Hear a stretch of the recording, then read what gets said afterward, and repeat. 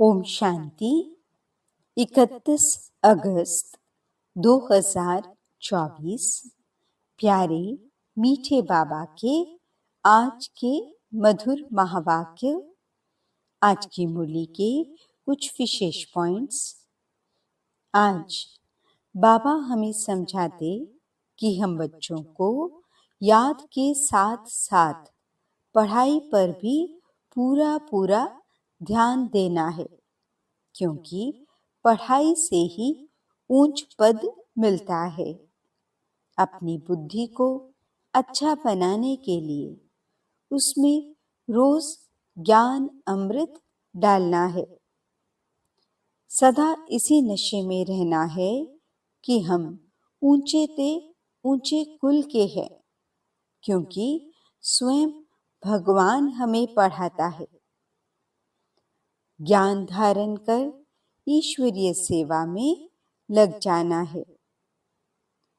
इस जीवन में हमें जो भी पाठ मिला है, उसमें कैसी भी परिस्थिति हो, कैसा भी संबंध संपर्क हो, हमें सब में संतुष्ट रह आगे बढ़ना है और खुशनुमा रहना है।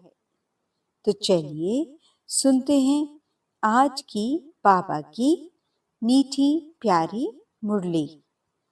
ओम शांति।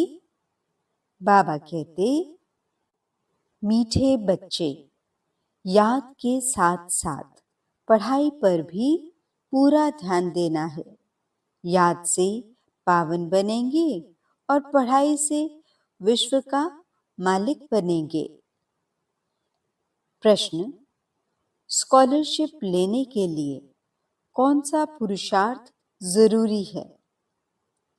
उत्तर: स्कॉलरशिप लेनी है तो सब चीजों से ममत्व निकाल दो।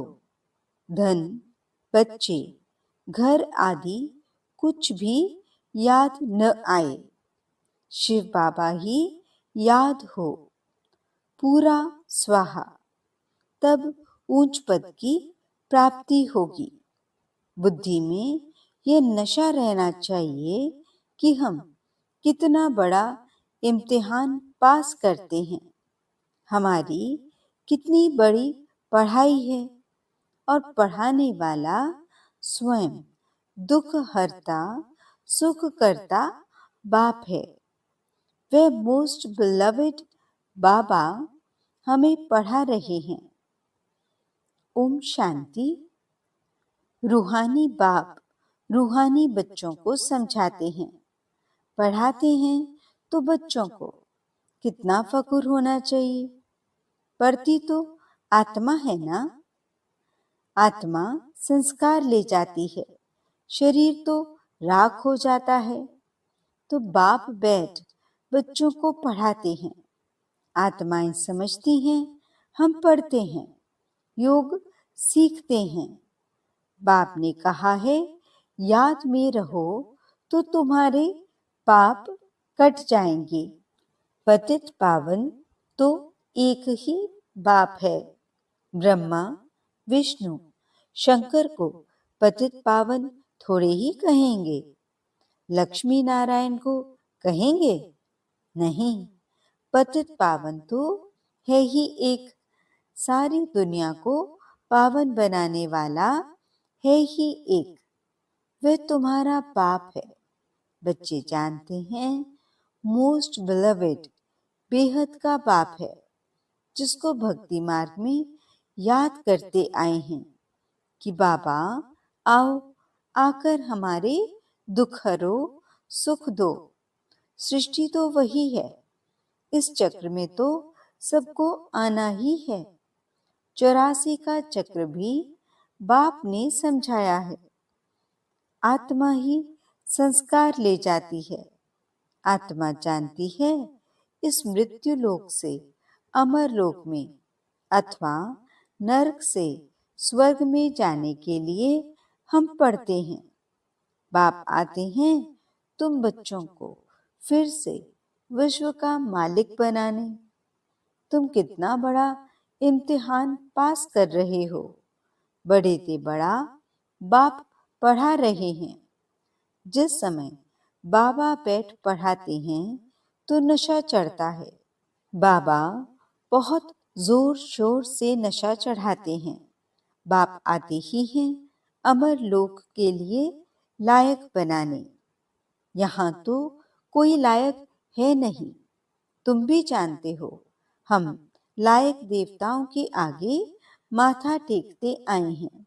अब फिर बाबा हमें सारे विश्व का मालिक बनाते हैं तो वह नशा चढ़ा रहना चाहिए। ऐसे नहीं यहाँ नशा चढ़े फिर बाहर जाने से नशा ही कम हो जाए। बच्चे कहते हैं, बाबा हम आपको भूल जाते हैं। आप पतित दुनिया में, पतित शरीर में आकर हमको पढ़ाते हैं, विश्व का मालिक बनाते हैं। तुम बच्चे विश्व के बादशाही की बहुत बड़ी लॉटरी लेते हो, परंतु तुम हो गुप्त। तो ऐसी ऊंच पढ़ाई पर अच्छी रीति ध्यान देना चाहिए। सिर्फ याद की यात्रा से काम नहीं चलेगा, पढ़ाई भी जरूरी है। 84 का चक्र कैसे लगाते हैं ये भी बुद्धि में फिरना चाहिए। तुम समझते हो बाबा बड़े जोर से नशा चढ़ाते हैं। तुम्हारे जितना बड़ा आदमी कोई बन न सके। तुम मनुष्य से देवता बन जाते हो। विश्व का मालिक तुम्हारे सिवाय और कोई बना है क्या? क्रिश्चियन लोगों ने कोशिश की वर्ल्ड के मालिक बने, परंतु लॉ नहीं कहता जो तुम्हारे सिवाय विश्व का मालिक कोई बने। बनाने वाला बाप ही चाहिए और कोई की ताकत नहीं। तुम बच्चों का बहुत अच्छा दिमाग होना चाहिए। ज्ञान अमृत का डोज चढ़ाते रहते हैं। सिर्फ इस पर नहीं ठहरना है कि हम बाबा को बहुत याद करते हैं, याद से ही पावन हो जाएंगे, परंतु पद भी पाना है। पावन तो मोचरा खाकर भी सबको होना ही है, परंतु बाप आए हैं विश्व का मालिक बनाने। जाएंगे तो सब शांति धाम में जाकर सबको सिर्फ बैठ जाना है क्या? वे तो कोई काम के न रहे। काम के वह हैं जो फिर आकर स्वर्ग में राज्य करते हैं। तुम यहाँ आए ही हो स्वर्ग की बादशाही लेने। तुमको बादशाही थी, फिर माया ने छीन ली। अब फिर माया रावण पर जीत पानी है। विश्व का मालिक तुमको ही बनना है। अभी तुमको रावण पर जीत पहनाते हैं, क्योंकि तुम रावण राज्य में भिखारी बन गए हो। इसलिए मनुष्य की बंदर से भेंट की जाती है। बंदर जास्ती विकारी होते हैं, देवताएं तो संपूर्ण निर्विकारी हैं। ये देवताएं ही 84 जन्मों के बाद पतित बने हैं। बाप कहते हैं कि तुम्हारे हाथ में जो धन, बच्चे, शरीर आदि हैं, सबसे ममत्व निकालना है। साहूकार तो धन के पिछाड़ी मरते हैं। मुट्ठी में पैसे हैं, वे छूटते नहीं। रावण की जेल में पड़े रहेंगे। कोटों में कोई निकलेंगे जो सब चीजों से ममत्व निकाल बंदर से देवता बन जाएंगे। जो भी साहूकार लोग बड़े बड़े लखपति हैं, मुट्ठी में पैसे पकड़े हुए हैं, उनके पिछाड़ी प्राण हैं। सारा दिन महल, माड़ियां, बच्चे आदि ही याद आते रहेंगे। उनकी याद में ही मर जाएंगे। बाप कहते हैं कि पिछाड़ी में और कोई चीज याद न आए, सिर्फ माम एकम याद करो तो जन्म जन्मांतर के पाप नाश हो जाएं। साहूकार के पैसे तो सब मिट्टी में मिल जाने हैं। क्योंकि पाप के पैसे हैं ना, काम में नहीं आते। बाप कहते हैं हम गरीब निवास, गरीबों को साहूकार, साहूकारों को गरीब बना देंगे। यह दुनिया बदलनी होती है ना। कितना पैसे का नशा रहता है हमको, इतना धन माल है, एरोप्लेन है, मोटरें हैं, महल हैं। फिर कितना भी माथा मारें कि बाप को याद करें, परंतु याद ठहरेगी नहीं। लॉ नहीं कहता है कोर्टों में कोई ही निकलेंगे, बाकी तो पैसा ही याद करते रहेंगे। बाप कहते हैं देह सहित जो कुछ देखते हो उन सब को भूल जाओ। इसमें ही अटक पड़े तो ऊंच पद पा नहीं सकोगे। बाबा पुरुषार्थ तो कराएंगे ना। तुम यहाँ आए हो नर से नारायण बनने, तो इसमें योग भी पूरा चाहिए। कोई भी चीज, न धन न बच्चे आदि कुछ भी याद न आए सिवाय एक बाप के, तब तुम ऊंच से ऊंच स्कॉलरशिप ले सकते हो, ऊंच प्राइज पा सकते हो। वो लोग विश्व में शांति की राय देते हैं तो पाई पैसे का मेडल मिल जाता है, उसमें ही खुश हो जाते हैं। अभी तुमको क्या प्राइज मिलती है? तुम विश्व के मालिक बनते हो। ऐसे नहीं हम 5-6 घंटा याद में रहते हैं तो बस ये लक्ष्मी नारायण बन जाएंगे। नहीं, बड़ी मेहनत करनी है। एक शिव बाबा की ही याद रहे और कुछ भी पिछाड़ी में याद न आए। तुम बहुत बहुत बड़े देवता बन रहे हो। बाप ने समझाया है तुम ही पूज्य थे, फिर माया ने पुजारी पतित बना दिया है। तुमको लोग कहते हैं तुम ब्रह्मा को देवता मानते हो या भगवान मानते हो। बोलो हम तो कहते नहीं हैं कि ब्रह्मा भगवान है। तुम आकर समझो, तुम्हारे पास अच्छे से अच्छे चित्र हैं। त्रिमूर्ति, गोला और झाड़ का चित्र सबसे नंबर 1 है। शुरुआत के यही 2 चित्र हैं, यही तुम्हारे बहुत काम में आने के हैं। लक्ष्मी नारायण का चित्र तुम विलायत में ले जाओ, उनसे तो ज्ञान उठा नहीं सकेंगे। सबसे मुख्य चित्र है त्रिमूर्ति, गोला और झाड़ का। इसमें दिखाया गया है कौन कौन कब आते हैं। आदि सनातन देवी देवता धर्म कब खत्म होता है, फिर एक धर्म की स्थापना कौन करते हैं और सब धर्म खल्लास हो जाते हैं। सबसे ऊपर में है शिव बाबा, फिर ब्रह्मा सो विष्णु, विष्णु सो ब्रह्मा। ये समझानी है ना, उसके लिए ही चित्र बनाए हैं। बाकी सूक्ष्मतन तो सिर्फ साक्षात्कार के लिए माना जाता है।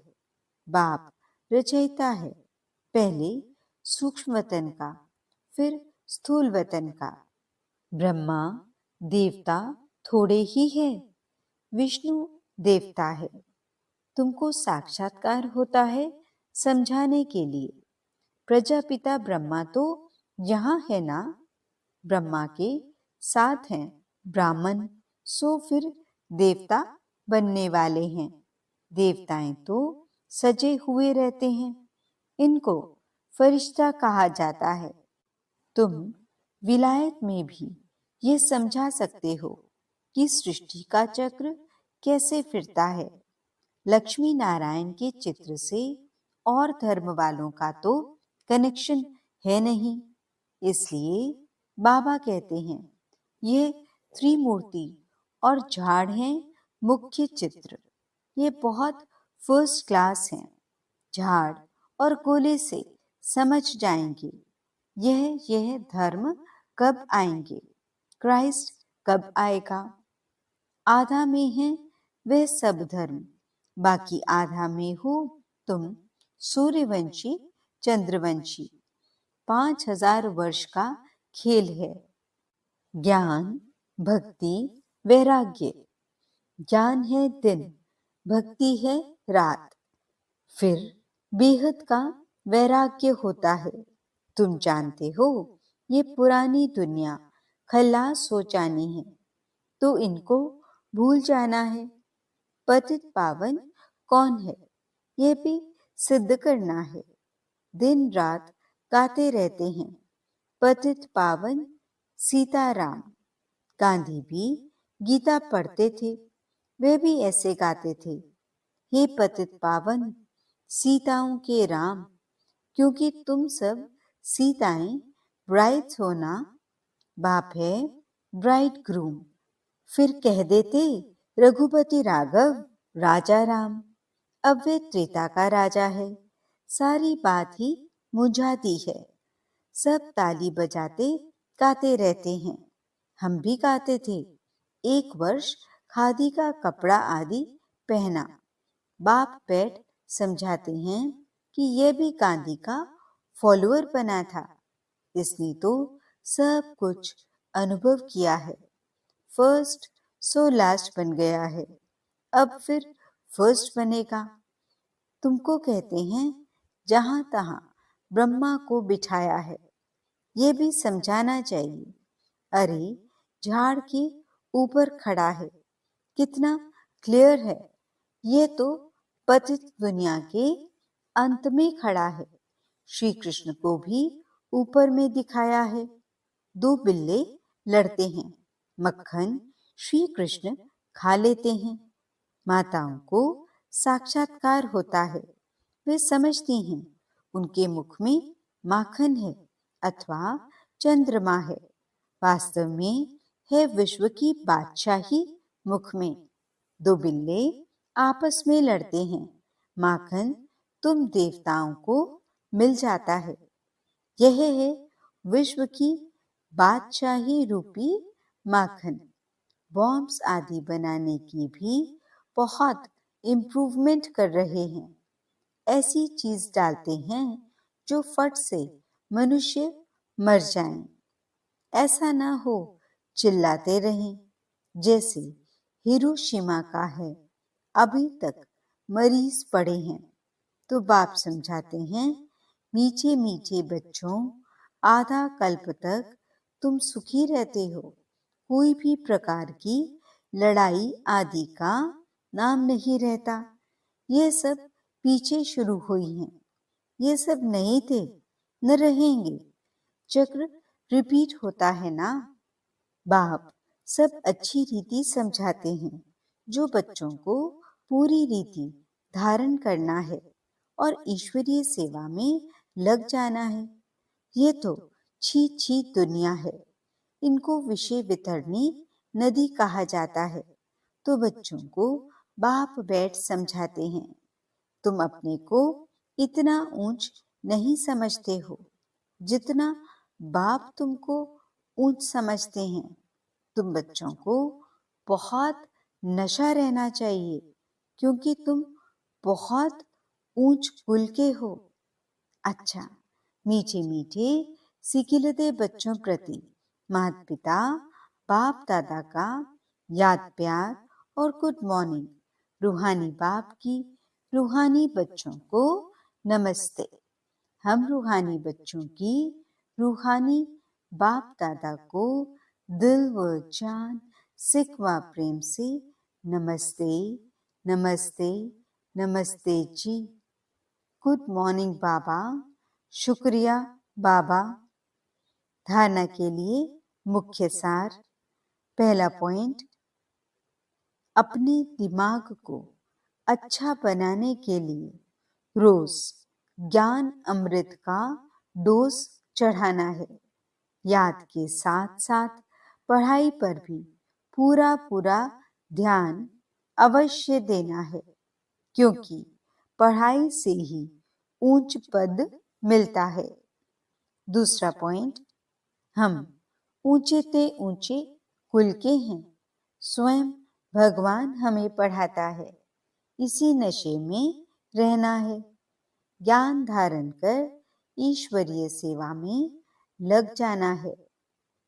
वरदान, संतुष्टता की विशेषता द्वारा हर कड़े पेपर में भी सफल होने वाले दृढ़ता संपन्न भव। संतुष्टता ब्राह्मणों का विशेष लक्षण है। जो भी पाठ मिला है उसमें संतुष्ट रहना ही आगे बढ़ना है। कुछ भी नीचे ऊपर हो जाए, कोई इंसल्ट भी कर दे, लेकिन दाता के बच्चे कभी किसी बात में असंतुष्ट नहीं हो सकते। वे स्वयं से भी संतुष्ट और औरों से भी संतुष्ट रहेंगे। इसके लिए दृढ़ता संपन्न संकल्प करो कि कितना भी कड़ा पेपर आ जाए, लेकिन मुझे संतुष्ट रहना ही है, तो सफल होते रहेंगे। स्लोगन, खुशनुमा वह है जिसके दिल में सदा खुशी का सूर्य उदय रहता है। ओम शांति।